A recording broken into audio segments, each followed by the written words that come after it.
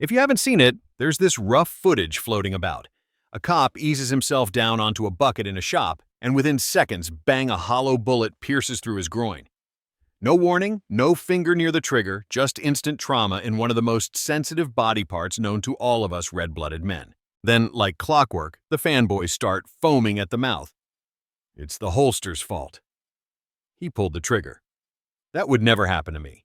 It's disgusting. How many spontaneous shots to the testicles should it take before Sig fanboys stop defending their favorite P320 like it's some sacred cow? Why do they always react to these P320 incidents with blind loyalty and mental gymnastics instead of calling out Sig, which last I checked, isn't even an American company? In this video, we'll talk about why the P320 keeps punching holes in people who didn't ask for it. We'll cover it all: how Sig repackaged a flawed hammer-fired design, how they've dodged recalls with clever tactics and PR spin, how Sig fanboys kowtow to them, etc. You'll hear about cops' lawsuits, metallurgical flaws, and the bizarre cult of denial that surrounds this gun. You might laugh, you might cringe, but by the end you'll see why carrying a P320, especially appendix, is like playing Russian roulette with your zipper down. If you're wondering if Sig will ever fix the P320's baked-in flaws, here's the short version. Never. Why? Because instead of addressing the core problem, they've been too busy churning out even more variants, like the P320 XF5 SXG P320 Lux P320 Max 2.0 and the P320 SXG Reserve. If Sig actually gave a damn about fixing the P320, they'd stop milking the same defective platform for all it's worth. But hey, priorities, right? They do have a bottom line to think about, and their execs need more of the same milking cow for higher quarterly bonuses too. So it's not surprising, really. But I digress. Let's get back to that footage. There's no audio, so we don't get to hear the cop scream, but we all know he did. The whole thing happened so fast, no one in the shop even realized what went down at first. 1 second he's adjusting his rig, and the next his holstered Sig P320 lets loose and dumps a round straight into his balls. Appendix carry muzzle pointed at the testicles, classic setup, tragic outcome. He eased the rig so he could sit on a 5-gallon bucket, the kind you find stacked behind every counter in America, and the next sound was that sharp, unmistakable bark followed by a half-second of stunned silence. No one saw a finger anywhere near the trigger. No one saw cloth wedged in the trigger guard. The only thing he saw was something punching through his balls that should never have shared space with his groin when the pistol went off. While the officer bled, the interwebs P320 fan club somewhere was already hard at work composing their usual love letters for the comments section, dismissive and apathetic remarks like, "It must have been a bad holster," or "You must have modded the trigger," or the classic brainless response. The gun is fine, bro. That denial is fascinating, especially when you consider the P320 came into existence through denial in the first place. Sig's engineers didn't wake up one day and design a striker-fired marvel from blank pages. They cannibalized an older design, that of the P250, a mediocre double-action hammer-fired pistol that bombed in agency trials. Swap the hammer for a striker, shave a few pennies off production slap on slick modular marketing, and voila, instant entry into Glock's sandbox without doing the hard work Glock had already done decades prior. Trouble is, the original chassis wasn't built to cage a fully cocked striker that lives under constant spring tension. Glock's striker rests only partially cocked until the trigger bar drags it the final millimeters. That difference matters when the pistol takes a knock or suffers parts wear, but Sig skipped that lesson so they could brag about not having a clunky trigger safety. Fanboys gushed over the clean grip frame swaps and dreamy competition triggers, ignoring that fewer mechanical safeties plus more stored energy equals fewer chances to stop an unintentional bang. The first cracks appeared on concrete literally. In 2017, a round of independent drop tests sent P320s firing when they hit the deck at certain angles. Dallas PD yanked the gun from service overnight, and YouTube lit up with slow-motion footage of discharges that didn't need a finger. Sig's response: a voluntary upgrade program, corporate doublespeak for recall without calling it one. They swapped triggers, Sears disconnectors, raised the weight of the striker, added a disconnector cut, and claimed the changes were purely optional. Optional like a seatbelt in a demolition derby. Instead of admitting design failure, Sig framed it as an enhancement for owners who wanted extra peace of mind. Fanboys swallowed the line and told critics to just send it in, bro. They never paused to wonder why a supposedly flawless pistol suddenly needed a new fire control group. Meanwhile, lawyers began building spreadsheets that read like a war hospital ledger. A Stanford officer watched his holstered P320 fire as he leaned over a fence. A county deputy in Virginia suffered a hip shot during training when his pistol was jostled by nothing more aggressive than his duty belt. A New Hampshire trooper claimed the striker released while the gun sat untouched on his passenger seat. Civilians chimed in with purse discharges, backpack discharges, and the occasional bedroom dresser surprise. The pattern became impossible to ignore: gun fully seated in a holster, muzzle pointed in a safe direction, or what should have been one and then spontaneous ignition. In deposition after deposition, Sig blamed foreign objects, negligent triggers pulls, or unknown external forces. Expert witnesses hired by plaintiffs pulled strikers and sears from affected pistols, tossed them under microscopes, and found rounded engagement surfaces and inconsistent heat treatment. One metallurgist testified that certain striker safeties were soft enough to dent under finger pressure, never mind recoil. The company's rebuttal was always the same: cardboard shield, millions in service, only a handful of incidents, nothing to see here. That brings us back to appendix carry. Even with a paragon of mechanical virtue, wedging a muzzle against your femoral artery is a calculated gamble.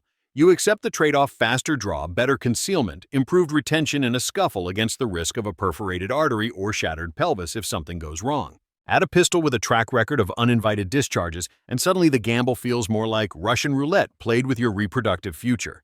I've watched videos of P320 devotees shoving their pistols down the front of their pants, crowing about "It's totally safe, dude" moments before grabbing a slice of pizza and dropping sauce on their front sight. They trust the pistol because it hasn't bitten them in the same spirit a skydiver trusts his chute after 5 jumps with frayed risers. Good luck isn't the same as good engineering, but cults never bother with that nuance. Every time the P320 barks unexpectedly, defenders rush to blame the holster. Cheap Kydex flexed, they claim. Something snuck behind the trigger.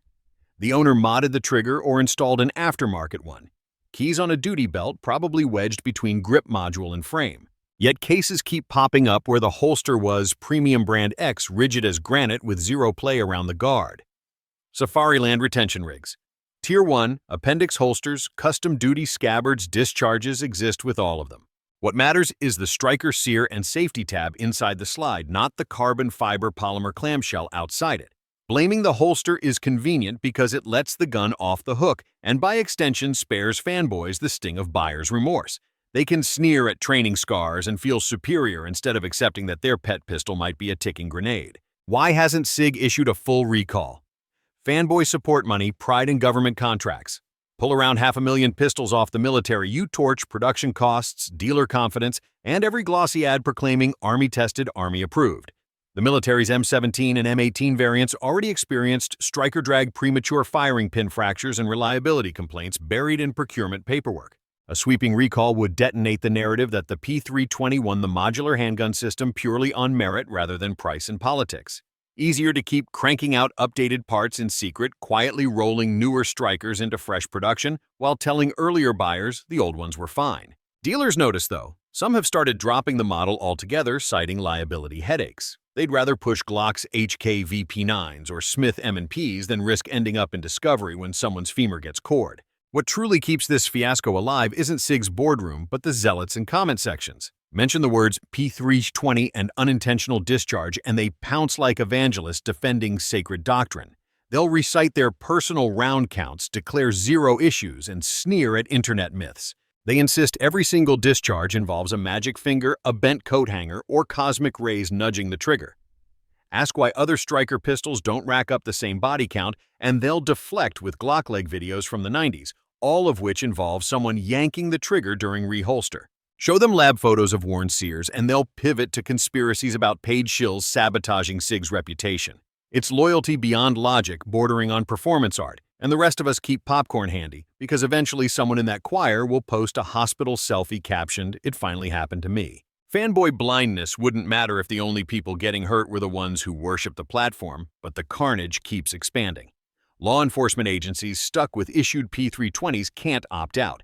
Taxpayers foot the bill when an officer loses blood on duty because of corporate stubbornness. Insurance claims rise, budgets soak up medical leave, and departments quietly explore trading programs. But Sig's legal firewall slows everything to a crawl. Every new incident invites more litigation, more non-disclosure settlements, more tightly scripted press releases, and the gun remains on shelves still marketed as the future of modular firepower. The mental gymnastics used to excuse this pistol make Olympic routines look lazy. One week, defenders argue the striker's safety can't fail because it's robust. The next they brag they swapped to an aftermarket trigger kit for a crisper wall, conveniently forgetting that such mods invalidate the very corporate excuse they parrot. They'll rage about Glock blowing up stories, ignoring that nearly all catastrophic Glock failures trace to overpressured reloads, unsupported barrels, or shady conversions. Apples and oranges don't begin to cover it. Here we're comparing pistols that stay silent unless poked to a pistol that occasionally thinks on its own. At this stage, carrying a P320, especially appendix, is less about personal defense and more about demonstrating human gullibility. You could secure your trousers with a rabid badger and achieve similar odds of unexpected bloodletting, but at least nobody would call the badger a precision tool. Yet folks cling to the pistol with a fervor that would make cult founders jealous. They'll defend the brand on forums, DM critics with threats, and produce shaky phone videos cycling empty guns to prove nothing's wrong. They treat the absence of immediate failure as proof of eternal safety, unaware that metallurgy fatigue and tolerance stacking aren't polite enough to send an invitation before they arrive. Some will argue my contempt is misplaced, that I'm exaggerating statistical rarity. They'll parade numbers tens of thousands in circulation, only so many incidents. Those numbers mean little to the man who wakes up minus a testicle, or the department that pays disability for a thigh mangled by a duty weapon. Reliability isn't a lottery. It's either there or it isn't. When the tool's primary task is controlled violence, any spontaneous rebellion is unacceptable. I don't care if only 1 in 50,000 P320s decides to self-ignite, that one matters if it's parked an inch from your artery. Sig could have solved this problem ages ago if they really wanted to. They'd only need to admit the early design missed critical redundancies, recall every serial under a certain range, maybe add a trigger dingus, and publish updated drop-safe data verified by independent labs. They won't because the bean counters fear the profit crater. So the burden shifts to buyers. Some ditch the pistol entirely, trading for something with a proven safety record. Others shove it deeper into a safe chamber. Empty mag out, call it a training aid, and move on. The truest believers keep carrying chamber hot. At 12 o'clock, trusting polymer platitudes over evidence. I'd feel sorry for them, but sympathy evaporates when arrogance meets foreseeable consequences. Every month, another body part becomes a casualty, and the conversation resets. Sig issues a terse statement, Fanboy's close ranks. Critics share x-rays and court documents, and somewhere a lawyer buys another vacation home. The cycle will grind on until recall costs finally dip below lawsuit costs, or the government says enough and yanks contracts.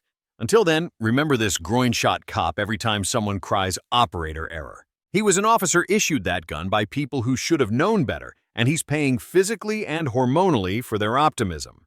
Meanwhile, the P320's defenders keep pounding their keyboards, insisting the Emperor's trousers are fine. They can keep typing. Just don't sit down too fast with one of these things aimed at your testicles unless you enjoy the thrill of wondering whether the next noise you hear will be your pistol or your future leaving your body in a copper-jacketed blur. So, that's the P320, an overhyped plastic striker pistol that's racked up more unintentional groin shots than some entire calibers have negligent discharges. Sig refuses to fix it, fanboys defend it, and the lawsuits just keep stacking. The next time someone tries to gaslight you with bro, it's totally safe. Just ask how many people have had their femurs or family jewels shredded without ever touching the trigger. What's your take? Have you seen a discharge incident firsthand? Do you still trust your P320 after seeing all this? Drop your thoughts in the comments, hit like, share this with someone who needs a wake-up call, and subscribe with the bell on.